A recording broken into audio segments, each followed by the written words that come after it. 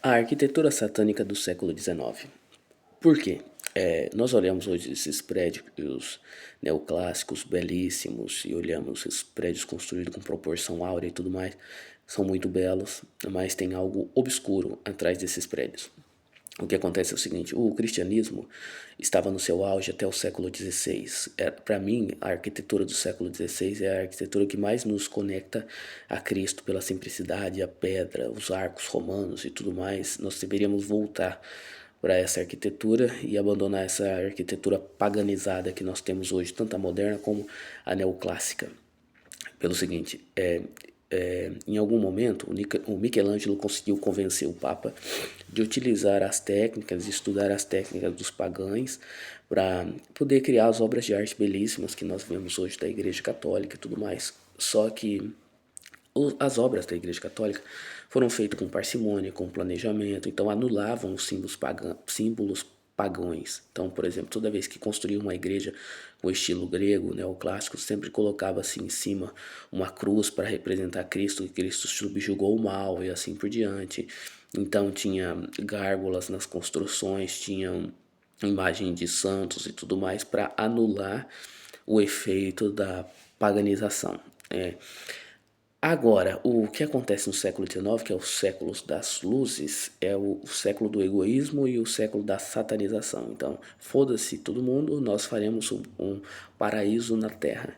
E aí você vê a construção de Paris e tudo mais, e tudo isso daí, você fala, belíssimo, tá?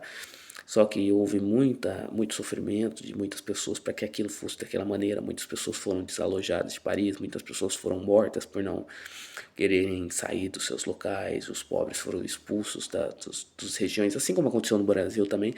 Só que mais tarde, como põe abaixo do Pereira Passos para tirar os ex-escravizados do centro do Rio de Janeiro, porque com a quebra de vários fazendeiros de vários bancos, muitas casas ficaram a preço de banana. O Conde D, marido da princesa Isabel, saiu comprando essas casas e colocou os ex-escravizados no centro e criou os cortiços. E depois que o Império cai, depois vem a República Velha, quando Pereira Passos entra, ele manda derrubar tudo aquilo lá e tocar todo mundo pros morros. Eu já falei isso várias vezes aqui. O nome favela não tem nada a ver com a flor. O pessoal fala que é a flor favela, não. Tem a ver com o cacetete que a polícia do Rio de Janeiro tinha, que na frente tinha um ferrão. Então, por conta da abelha, tal, ferrão, favo de mel e assim por diante, que o favo de mel ficava preso no alto, se tornou-se favelas. As favelas foram criadas pela República. E por que que há essa satanização da arquitetura neoclássica? É por conta da luxúria.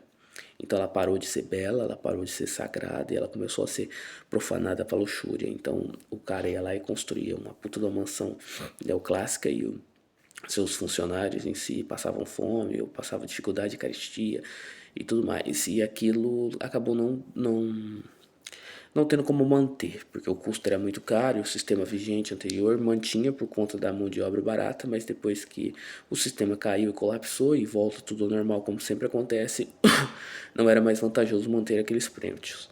Então adota-se em 1922 a questão dos prédios modernos tal, porque tenta voltar ao período medieval. Como assim tenta voltar? Se você olhar os castelos medievais, tudo era tudo reto, tudo plano, tudo construtivista, tudo simples, porque era a funcionalidade.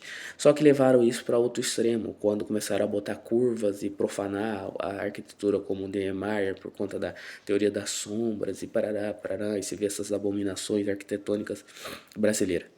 Mas a primeira função da arquitetura moderna era o seguinte: construir o máximo de prédio possível, não com revestimentos, tirar o revestimento para baratear o preço por conta do grande déficit habitacional que o Brasil tinha, e quando chegasse num período de evolução tal, converteriam, faziam retrofits e resolveria a questão da habitação brasileira. Tanto que a Tarsila do Amaral e outros, o que tem a história do sítio do Pica-Pau Amarelo, o que escreveu, eu esqueci o nome dele, Monteiro Lobato, todos defendiam a arquitetura colonial. Tanto que naquele período houve muitas construções de igreja em estilo colonial no Brasil inteiro, porque essa é a arquitetura brasileira, da simplicidade e tal, mais acessível para os pobres, mais fácil de manutenção e tudo mais.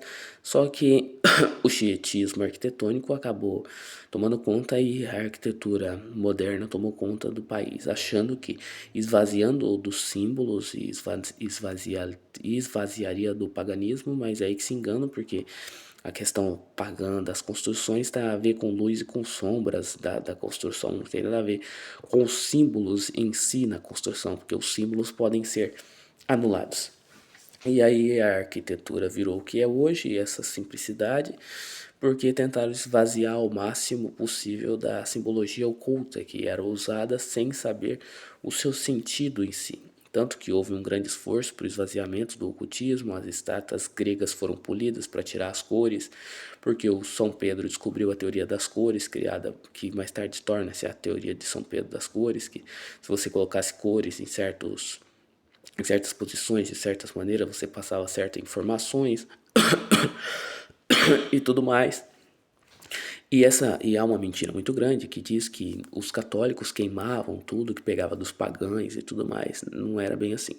Primeiro, quando havia uma conquista espanhola de outro gênero, era catalogado todos os materiais, era mandado 3 cópias para Roma, uma cópia em latim, uma cópia em grego e uma cópia em aramaico.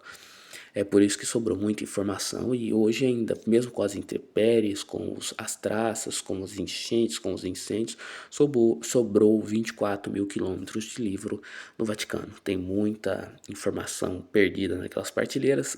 Graças ao bom Deus, o Vaticano está digitalizando e também utilizando a inteligência artificial para descriptar e descobrir certas informações a respeito desses livros, mas é uma mentira falar que o Vaticano, que a Igreja Católica destruiu o conhecimento. Na verdade, eles preservaram. Como nós sabemos disso, tem um livro que é o meu livro favorito, que é Santo Agostinho, Cidade de Deus, Cidade dos Homens, parte 2, que ele fala a respeito da criação da agricultura, que com base nos códices da igreja, que eram os livros copiados dos pagãos, tá, os registros, mostra que a primeira mulher que descobriu a agricultura se chamava Minerva, que ela descobriu através da observação, que aquilo brotava, aprendeu como plantar tal, e quando ela morre, os pagãos passam a cultuar ela como deusa, a deusa da sabedoria. E no dia da festa dela, que muitas vezes acontecia no solstício de verão, via-se muitas corujas, então começaram a associar que ela era a coruja, assim por diante, e aí a coruja tornou-se o símbolo oculto da sabedoria oculta.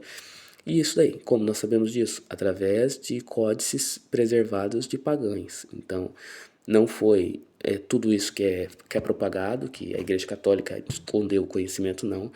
É porque o custo era muito caro. Quem barateou o custo do papel foi os chineses. Antes dos chineses utilizava papiros e outras coisas. Os chineses que criam esse papel moderno, e eles guardaram as 7 chaves por um bom tempo, essa tecnologia, até que a Europa descobre e leva para a Europa. E o custo da prensa só cai a partir de Gutenberg. Antes de Gutenberg havia copistas e monges que copiavam à mão, tá certo? Então o custo era muito caro. Se você queria fazer um livro, ou copiar um livro, você tinha que pegar um baú de prata, e não é esses baús de filmes numa carruagem, era um baú pequenininho. Você mandava uma escolta e tal para levar, e depois para trazer a cópia do livro. Você poderia morrer, ser assaltado, porque nesse período da história ainda os templários não haviam criado a nota de crédito, então você tinha que viajar com ouro. Agora, a partir do momento que os templários criam a nota de crédito, você só viaja com um papel. E é primeiro um papel na frente, notificando um cavaleiro, notificando que ia chegar esse dinheiro, e depois você fazia a viagem. Quando o cavaleiro voltava, chegava lá e sacava a quantidade de ouro no castelo ou no depositário templário da região. Tá certo? E eu acredito que eu tenha esclarecido tudo. E caso tenha alguma dúvida, alguém no futuro ver esse vídeo, porque atualmente quase ninguém assiste, deixa a mensagem no comentário e eu gravo outro vídeo explicando mais a respeito das dúvidas.